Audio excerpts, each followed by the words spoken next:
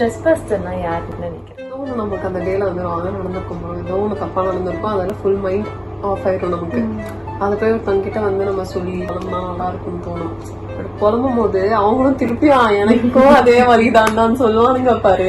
நானே உங்ககிட்ட புலம்ப தரடா வந்தேன், நீயும் பதிலுக்கு புலம்புனா நான் எங்க போவேன்?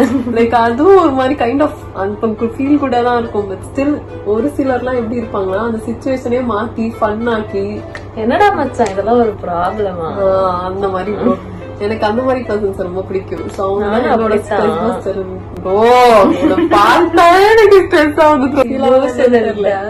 எனக்கு எப்படின்னா இப்ப வந்துட்டு என்னோட டேவே வந்து ஹெக்டிக்கா போயிருக்கலாம், இல்ல ரொம்ப கேவலமா போயிருக்கலாம்.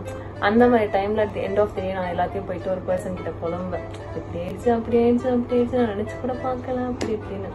அதெல்லாம் புலம்பும் போது அப்பாடி அப்படின்னு ஒரு ரிலீஃப் இருக்கு நமக்கு. அந்த பர்சன் வந்துட்டு ஒரு ஸ்ட்ரெஸ் பஸ்டரா.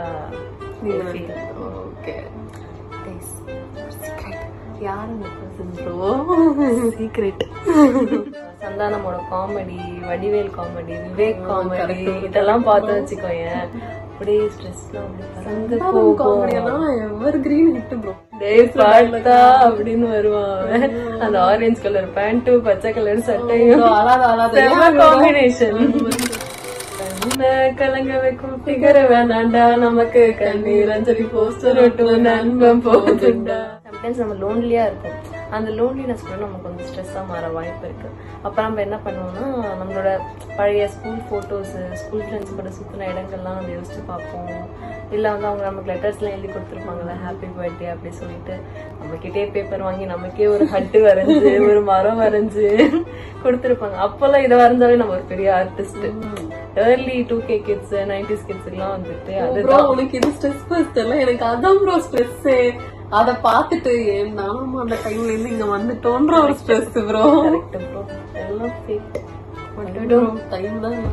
ஒரு சில பாட்டு கேட்போம், ஃபீலிங்ஸான பாட்டு கேட்போம், இல்ல ஃபீல் குட்டா பாட்டு கேட்போம். யுவன் சங்கர் ராஜா, AR ரஹ்மான், இளையராஜா, அப்புறம் ஜிவி பிரகாஷ், இவங்க பாட்டுலாம் கேட்கும் போதே நம்ம ஸ்ட்ரெஸ் எல்லாம் அது கூடயே சேர்ந்து லைக் டிராவல் ஆயிட்டே எங்கேயோ போகுது அப்படிங்கிற மாதிரி ஃபீல் ஆகும் எனக்கு.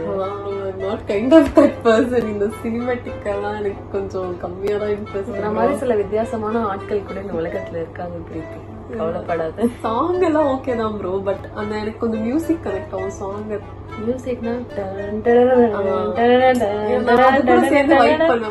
மண்டையில பிரச்சனை ப்ரோ.